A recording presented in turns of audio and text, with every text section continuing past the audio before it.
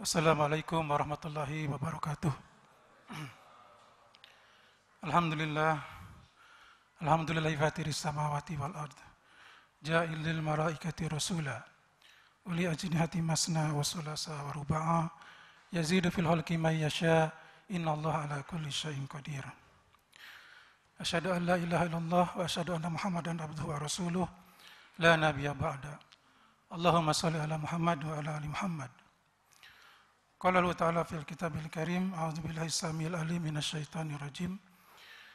Ya ayyuhalladzina amanu kutiba alaikumus syiyam kama kutiba alal ladzina min qablikum la'allakum tattaqun. Para bapak, para ibu, serta saudara-saudara soiman soimat yang dimuliakan oleh Allah Subhanahu wa taala. Tentu kita tidak lupa memanjatkan puji syukur kepada Allah Subhanahu wa taala karena kita masih diberi kekuatan iman, diberi kekuatan lahir batin dan kesabaran untuk melaksanakan ibadah puasa di bulan Ramadan. Semoga Allah terus memberikan kekuatan iman kepada kita sehingga kita bisa melaksanakan dan menyelesaikan ibadah di bulan Ramadan dan dipertemukan kembali pada Ramadan tahun depan. Amin ya Allah ya Rabbal Alamin. Para hadirin sekalian yang saya hormati, ibadah puasa atau saum yang diperintahkan oleh Allah ternyata memiliki banyak keistimewaan. Salah satu keistimewaan ibadah saum atau puasa yang kita kenal adalah berdasarkan hadis qudsi. Hadis qudsi itu adalah bagian daripada wahyu Allah, tetapi redaksinya ataupun susunan kata-katanya berasal dari Rasulullah SAW. Hadis qudsi ini diriwayatkan oleh Imam Bukhari dan Imam Muslim dari Abu Hurairah. Rasulullah bersabda bahwasanya Allah berfirman, semua ibadah anak cucu Adam itu untuk mereka, kecuali ibadah saum, kata Allah. Saum adalah untukku dan aku yang akan membalasnya. Di dalam hadis qudsi yang lain, dalam periwayatan yang lain, Rasulullah bersabda bahwasanya Allah berfirman, ibadah yang dilakukan oleh anak cucu Adam, pahalanya dan kebaikannya dilipat gandakan sampai 10 sampai 700 kali kecuali saum. Saum adalah untukku dan aku sendiri yang akan membalasnya. Jadi dua hadis qudsi yang ujung kalimatnya sama. Illa saum fa innahu li wa ana azibih, kata Allah. Jadi kalau kita tahu bahwa puasa atau saum itu hanya untuk Allah dan pahalanya akan dilipat gandakan sampai tidak terhitung, maka insya Allah kita akan laksanakan ibadah saum dengan sesungguh-sungguhnya, dengan seikhlas-ikhlasnya, dan dengan penuh kesabaran. Karena salah satu kunci ibadah saum adalah kesabaran. Di dalam surat Az-Zumar ayat 10 Allah berfirman,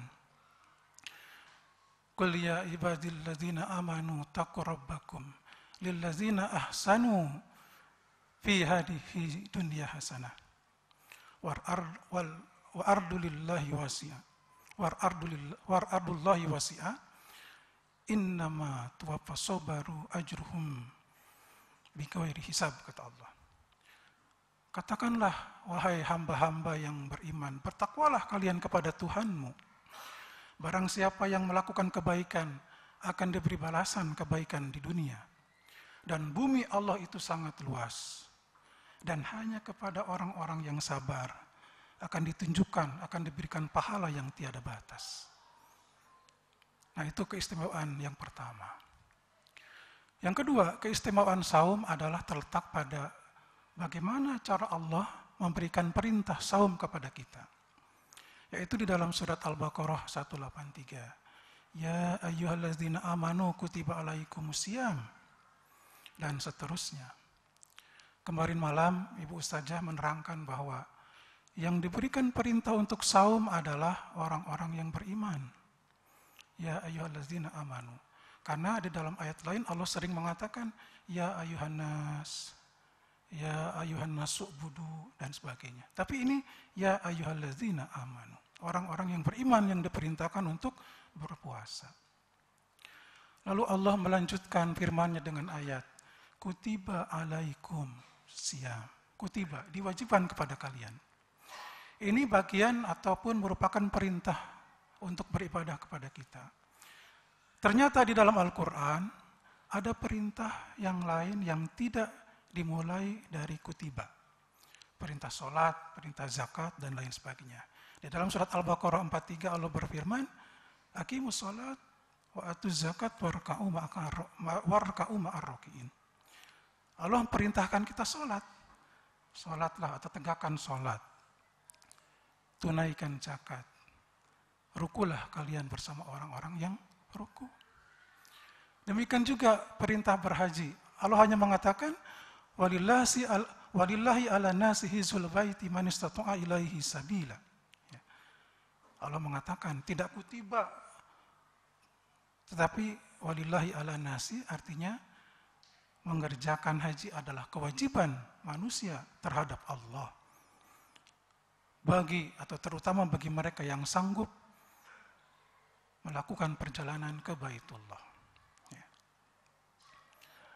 Tapi kalau kita cermati, para hadirin sekalian, di dalam Al-Quranul Karim juga ada perintah-perintah lain untuk beribadah atau melakukan sesuatu yang didahului dengan kutiba. Kutiba. Ya. Seperti misalnya perintah untuk kisos. Ya ayyuhalladzina amanu kutiba alaikumul kisosu fil qatla. Wahai orang-orang yang beriman, diwajibkan kepada kalian untuk melakukan kisos sehubungan dengan adanya orang yang terbunuh. Ya. Jadi kisos itu adalah salah satu bagian dari sistem hukum pidana Islam atau jinayah yang memberikan sanksi ancaman hukuman kepada pelakunya, hukuman yang setimpal dengan apa yang diperbuatnya. Itu kisos. Kemudian dalam ayat lain Allah juga mengatakan untuk memberikan wasiat. Itu juga dilakukan melalui kutiba. Kutiba alaikum idza hadara ahadakumul maut in tarakanil wasiyah lil walidaini wal aqrabina bil ma'ruf haqqan 'alal muttaqin, kata Allah. Diwajibkan kepada kalian apabila kalian melihat atau merasakan tanda-tanda kematian dan dia mempunyai harta yang banyak, hendaknya dia memberikan wasiat, menulis wasiat kepada orang tuanya, walidain dan akrobin, kaum kerabatnya dengan cara yang ma'ruf, dengan cara yang baik. Haqqan 'alal muttaqin. Itulah kewajiban, itulah hukum bagi orang-orang yang muttaqin, orang yang bertakwa. Dengan demikian para ulama bertanya, ada kutiba dalam kisos, dalam satu lagi dalam perang, ya. Kutiba alaikumul qatla, kutiba alaikumul qital, ya. Diwajibkan kepada kalian untuk berperang. Perintah yang ada kutibanya ini dikaitkan dengan masalah kematian. Lalu para ulama bertanya pula, kalau demikian apakah perintah puasa juga ada hubungannya dengan kematian? Nah, ternyata para ulama menjawab, memang ada hubungan katanya antara ibadah saum dengan kematian. Tapi kematian bukan dalam bentuk fisik, tapi kematian mengenai hati. Orang yang beku hatinya, yang jiwanya kotor, itu dianjurkan untuk disembuhkan dengan berpuasa. Demikian juga orang-orang yang sakit, ya, juga ada dokter ataupun ahli kesehatan yang menganjurkan untuk salah satu penyembuhannya adalah dengan cara berpuasa. Ini sangat sesuai dengan perintah Allah ataupun ayat Allah, tentang misi yang diemban oleh Rasul, khususnya Rasulullah Sallallahu Alaihi Wasallam. Allah berfirman di dalam surat Al-Jumu'ah ayat kedua, Huwallazi ba'asa fil ummina rasulan minhum yatlu alaihim ayatihi wa yuzakkihim wa yu'allimuhumul kitab. Nah, ini. Artinya, dialah yang sudah mengutus kepada kaum yang ummi, kepada orang buta huruf, seorang rasul di antara mereka. Untuk apa Rasulullah diutus? Pertama, yatlu alaihim ayatihi, yaitu pertama membacakan ayat-ayat. Yang kedua, wa yuzakkihim, membersihkan jiwa, membersihkan hati umat manusia Dan yang ketiga, baru misi Rasulullah adalah wa'alimul kitab wal hikmah, memberikan ilmu berupa kitab-kitab dan hikmah. Para ulama menafsirkan bahwa kitab dan hikmah di sini kitab Al-Quran dan kitab-kitab lain, ilmu-ilmu lain, sedangkan hikmah adalah sunnah Rasulullah Sallallahu Alaihi Wasallam. Itu keistimewaan yang kedua adalah perintah ayat-ayat yang berkaitan dengan perintah puasa atau saum. Yang ketiga keistimewaan ibadah saum adalah bahwa apabila kita melakukan ibadah saum dengan sungguh-sungguh, dengan imanan wa ihtisaban kata Rasulullah, dengan penuh keimanan dan pengharapan keridhaan Allah, maka setidak-tidaknya dia akan mempunyai beberapa sifat yang unggul, merupakan akhlakul karimah. Pertama, orang yang berpuasa insya Allah akan menjadi orang-orang yang jujur. Rasulullah bersabda dalam hadis yang diriwayatkan oleh Ibnu Mas'ud, kejujuran akan menuju kebaikan atau menunjukkan kebaikan, dan kebaikan akan menunjukkan ke surga.